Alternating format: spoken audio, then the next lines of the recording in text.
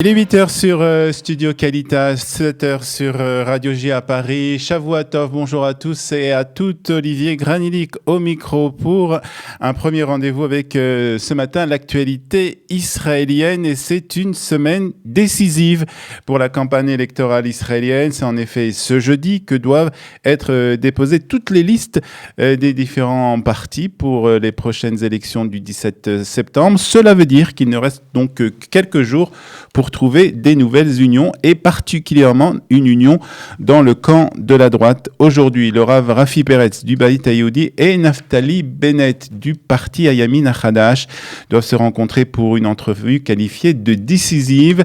En effet, les deux hommes ainsi que Ayelet Shaked se sont beaucoup parlé déjà avant et après le Shabbat. Les discussions portent sur la composition de la liste. Le Rav Peretz est vraisemblablement d'accord de laisser la première place à Ayelet Shaked, mais il y a pour le moment pas d'accord sur le reste de la liste et combien de représentants chaque parti recevra et surtout à quelle place. Il est impossible que les partis de droite ne fusionnent pas, avait affirmé vendredi Betzalel Smotrich, qui est le numéro 2 du Bayit à Yehoudi. Et au parti travailliste, on est en colère contre la députée Stav Shafir qui a quitté, je vous rappelle, le parti pour rejoindre le camp démocratique avec Nitzan Horowitz et Ehud Barak. Le conseiller juridique du parti travailliste a demandé à Stav Shafir d'arrêter d'utiliser la liste des membres du parti pour leur envoyer des SMS. Stav Shafir, en réponse, de nombreux membres du parti ont quitté le parti travailliste pour rejoindre le camp démocratique. Par ailleurs, il semble que Itzik Shmouli soit un candidat très courtisé. En effet, selon certaines informations, le député de gauche aurait reçu une proposition de Benny Gantz du parti bleu-blanc, pour donc venir rejoindre ce parti. Pour le moment, Itzik Shmouli a décidé de rester au parti travailliste. Et puis, autre information importante pour cette campagne électorale.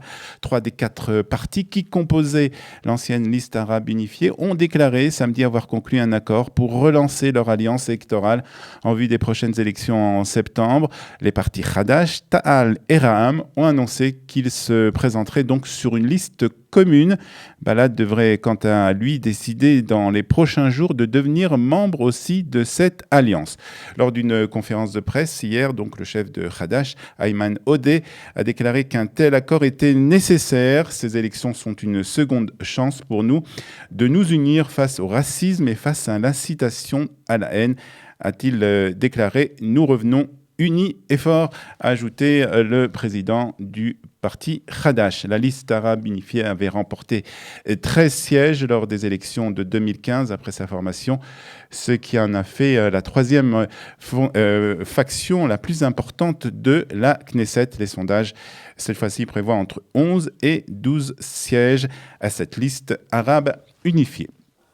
Et puis, cette nuit, 2 jeunes enfants de 8 à 11 ans ont été légèrement blessés par des jets de pierre dans la région de Karnei-Shomron. Ça s'est passé en Samarie.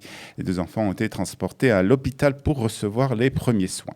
Puis, il y a eu des manifestations ce vendredi à la frontière avec la bande de Gaza. Environ 5500 Gazaouis se sont rassemblés près de la clôture. C'est ce qu'a déclaré un porte-parole de l'armée israélienne. Les manifestants ont lancé des grenades et des engins explosifs et ont tenté de s'approcher de la barrière de sécurité, a ajouté le porte-parole. Ces émeutes ont fait 1 mort et 56 blessés du côté palestinien. L'armée israélienne a précisé de son côté que ses soldats avaient ouvert le feu contre des manifestants violents après avoir d'abord fait usage de moyens de dispersion d'émeutes. Puis le tribunal de Chypre a prolongé de 6 jours la détention de 7 Israéliens qui ont été arrêtés en lien avec un viol collectif présumé qui aurait été commis dans une chambre d'hôtel au début du mois. Jeudi, 5 suspects israéliens avaient été libérés.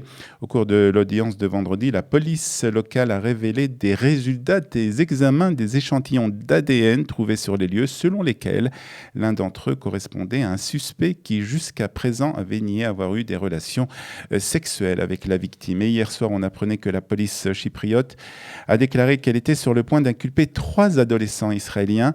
Il ne fait aucun doute que ces 3 jeunes Israéliens seront inculpés dans les prochains jours après que les enquêteurs ont trouvé leur ADN sur les lieux. C'est ce qu'a déclaré en tout cas une source proche du dossier à la chaîne de télévision Arutz 12.